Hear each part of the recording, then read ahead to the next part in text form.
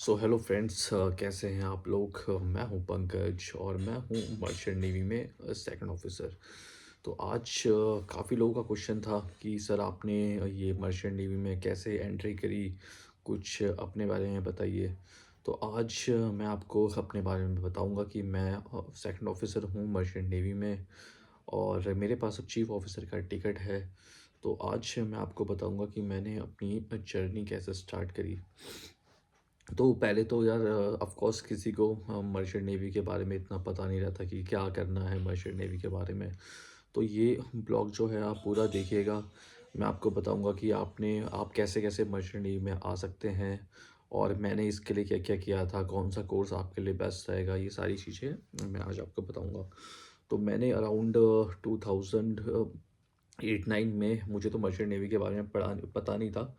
मैंने अराउंड 2008 में जब अपनी ट्वेल्थ पास आउट करी थी, तो हमारी वही कॉलोनी में भी कोई था मर्चेंट नेवी में। तो फिर मैंने उनसे पूछा तो उन्होंने मुझे मर्चेंट नेवी के बारे में बताया कैसे कैसे।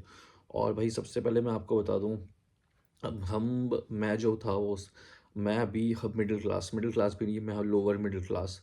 मतलब देखो, अगर आप मर्चेंट नेवी ज्वाइन कर रहे हो तो सबसे पहले मर्चेंट नेवी में अगर आप पहले से, अगर आपका फादर का अच्छा बिजनेस है या मतलब आपकी मतलब फैमिली जो है वेल सेटल्ड है, तो भाई मर्चेंट नेवी आपके लिए नहीं है। मतलब अगर आपके घरों में पहले से एसी हैं, ये मतलब गाड़ियां हैं, तो ये भाई तो फिर आपके लिए मर्चेंट नेवी नहीं है। मर्चेंट नेवी आप ये देख के मत आइए कि आपने यूट्यूब या इंस्टाग्राम में देखे होंगे कि बाहर घूम रहे हैं, पैसा कमा रहे हैं। भाई मर्चेंट नेवी में ऐसा कुछ नहीं है। मर्चेंट नेवी में आपको बहुत सारा काम करना पड़ता है और काम के साथ साथ देखिए, मैं सेकंड ऑफिसर हूँ। मैं अभी, मेरी जो शिप में ड्यूटी रहती है वो रात के 12 से 4 बजे तक रहती है और दिन के 12 से 4 बजे तक रहती है। दिन में मेरी रहती है 12 से 4 और 2 घंटे का ओवर टाइम, तो 12 से 6 बज जाता है। तो भाई लेकिन मैं रात के 12 बजे पूरे 6 महीने भी शिप में रहता हूँ, तो रोज़ रात के 12 बजे उठता हूँ। और भाई मर्चेंट नेवी में मैं आपको बताता हूँ, जब मैं कैडेट था तो भाई कैडेट को तो मतलब रात दिन किसी के साथ भी, सेकंड ऑफिसर के साथ, थर्ड ऑफिसर के साथ, कभी भी वो तो मतलब जहाज का ऐसा है कि उसको कभी भी बुला लेते हैं कैडेट को। तो भाई कैडेट लोग जो काम करते हैं, जब मैं कैडेट था मैंने 32-32 घंटे लगातार काम किया है। 36 आवर्स लगातार लगातार काम किया है।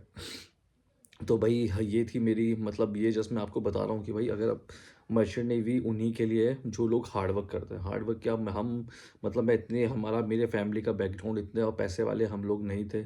अभी जब मर्चेंट नेवी में जब से ज्वाइन किया है तो थोड़ी अभी अभी थोड़े स्टेबल हुए हैं, मतलब थोड़ा अभी लाइफ थोड़ी अच्छी चल रही है ना। जब से मर्चेंट नेवी में आए हैं, हार्ड वर्क तो हम करते ही हैं, पहाड़ी लोग हैं।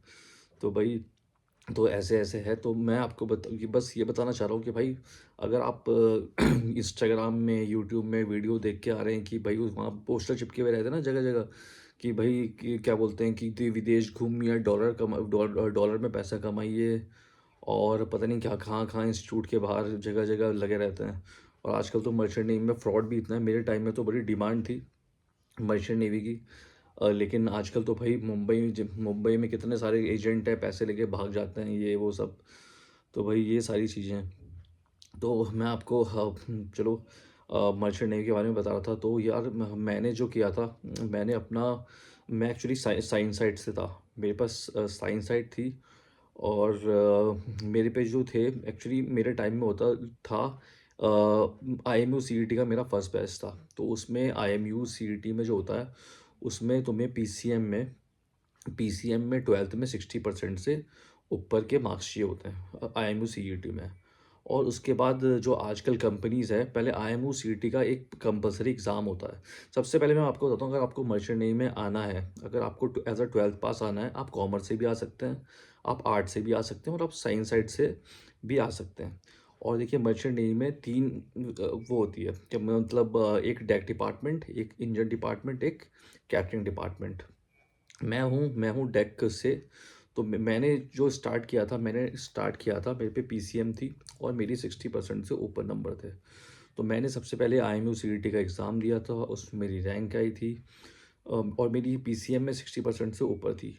और उसके बाद आजकल जो है कंपनीज़ कंपनीज़ भी अराउंड कोई कंपनी 70% से ऊपर माँगती है, तो आपकी पीसीएम में उतनी पीसीएम और ख़ासकर इंग्लिश में आपके 60 से ऊपर नंबर होने चाहिए अगर आपको मर्चेंट नेवी में आना है तो। और ये था अपना, जैसे मैंने बताया आपके पास। और अगर आपको नेक्स्ट वीडियो में मैं आपको बताऊँगा कि अगर आपको सैलून डिपार्टमेंट में जाना है तो आपको क्या करना है, और अगर आपको इंजन डिपार्टमेंट में अगर आपको जाना है तो आपको क्या करना पड़ेगा। फ़िलहाल जो है मेरी जो जर्नी स्टार्ट हुई, मैंने आपको बताया था आपके पास साइंस साइड होनी चाहिए, और साइंस साइड में आपके पास पीसीएम में कम से कम 70% से ऊपर, और इंग्लिश में आपके पास 60 से ऊपर नंबर होने चाहिए। अगर आप उस आपके उतने नंबर आते हैं तो फिर आप आईएमयू सीट का एग्ज़ाम दे सकते हो, कंपनी का एग्ज़ाम दे सकते हो, और उसके बाद जिस बहुत सारे कॉलेजेस होते हैं आईएमयू सीटी के हिसाब से आपकी रैंक आती है, फिर आपको कॉलेजेस मिलते हैं, फिर आपकी प्लेसमेंट होती है।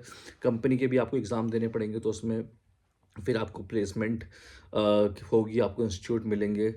तो फिर ऐसे-ऐसे मेरे टाइम में तो था, हम लोगों को फ़्लीट मैं फ़्लीट का कैडेट हूँ, मुझे फ़्लीट ने पहले से स्पॉन्सरशिप कर लिया था। मेरी ट्रेनिंग एआरआई छतरपुर कॉलेज में हुई थी। आपने अभी तो एआरआई में शायद हो नहीं रही है कोविड के बाद से, लेकिन मैंने जो अपनी ट्रेनिंग करी थी वो एआरआई छतरपुर से करी थी। मैंने डीएनएस किया था, डिप्लोमा इन नॉटिकल साइंस। मेरा 1 साल का मैंने वहाँ पे किया था, और उसके बाद मेरी 18 महीने की ट्रेनिंग शिप में हुई थी। तो और उसके बाद मेरे पास अभी चीफ़ ऑफ़िसर का लाइसेंस है। तो भाई मर्चेंट नेवी में अगर ये आप सोच रहे हैं कि मर्चेंट नेवी में पढ़ना नहीं पड़ता, तो सबसे पहले भाई मैं आपको बता दूँ, मैंने 1 साल की जो ट्रेनिंग करी थी वो करी थी दिल्ली में जो होती है हमारी लैंड पे। उसके बाद 18 मंथ्स की जो की जो ट्रेनिंग होती है एज़ अ कैडेट, वो होती है हमारी शिप में। जब आपके 18 महीने हो जाते हैं, उसके बाद आप वापस घर आते हो, और आपको उसके बाद बनना पड़ता है डेक कैडेट के बाद थर्ड ऑफिसर। थर्ड ऑफिसर के आपके जो होते हैं 5 रिटन एग्ज़ाम होते हैं और 3 ओरल होते हैं। उसके लिए आपको बहुत पढ़ना पड़ेगा 5 रिटन एग्ज़ाम में, और उसकी जो पासिंग परसेंटेज भी होती है वो 60 और 70% होती है। आपको 3 महीने का जो जो भी दिल्ली में कॉलेजेस हैं लाइक फॉस्मा, वहाँ पे आपकी एडवांस ट्रेनिंग होती है, और उसके बाद आप बनते हो थर्ड ऑफिसर। थर्ड ऑफिसर में आपको कंपनी जिस जो भी आप कंपनी में हो वहाँ पे आपको 3-4 कॉन्ट्रैक्ट करने पड़ेंगे, डिपेंड होता है कंपनी में। उसके बाद आप बन जाते हो सेकंड ऑफिसर। सेकंड ऑफिसर के लिए आपको कोई एग्ज़ाम नहीं देना पड़ता। ये जो आप 18 महीने के बाद एग्ज़ाम दोगे वो सेकंड ऑफिसर का होता है। और उसके बाद जो मैंने अभी दिया था चीफ ऑफिसर का, उसमें आपको कम से कम 10 रिटन एग्ज़ाम देने पड़ते हैं, और 3 ओरल्स वापस। वो मैं पढ़ा, उसमें बहुत पढ़ना पड़ता है उसमें भी। तो मैंने भी लास्ट ईयर बहुत पढ़ा था इन सारी चीज़ों में, 10-10 अपने रिटन सब्जेक्ट, और उसके बाद ओरल्स। तो मेरे पे चीफ मेट का टिकट है, और वापस वही पढ़ाई मर्चेंट नेवी में अगर आप आ रहे हो तो आपकी पढ़ाई कभी ख़त्म नहीं होगी। फिर वापस अभी उसके बाद अभी अब कैप्टन के लिए वापस पढ़ना पड़ता है। 1 महीने का 1 डेढ़ महीने का 45 डेज़ का कोर्स है। फिर एक रिटन एग्ज़ाम में शायद मेरे ख्याल से, और एक ओरल है। तो भाई ये है मर्चेंट नेवी। और अगर आपके पास कोई भी डाउट रहता है आप नीचे कमेंट कर दो, और मैं आपको बताऊंगा आप कैसे कैसे कौन कौन से कॉलेजेस हैं आने वाले वीडियोस में। अभी इसमें मेडिकल मेडिकल में क्या क्या पूछते हैं मैं आपको, मेरे पास शायद मेडिकल होगा न, जो मेरे पास लास्ट मेडिकल था मैं आपको दिखाऊंगा, उसमें क्या क्या चीज़ें अच्छा आपकी सही होनी चाहिए, आइज़, ये सारी चीज़ें बताऊंगा क्या क्या चीज़ें मेडिकल में चेक होती है। वीडियोस देखने के लिए अगर आप यहाँ तक पहुँचे तो आपका बहुत बहुत धन्यवाद। प्लीज़ लाइक और सब्सक्राइब प्लीज़, और दोस्तों के साथ शेयर ज़रूर करिएगा। देखने के लिए धन्यवाद।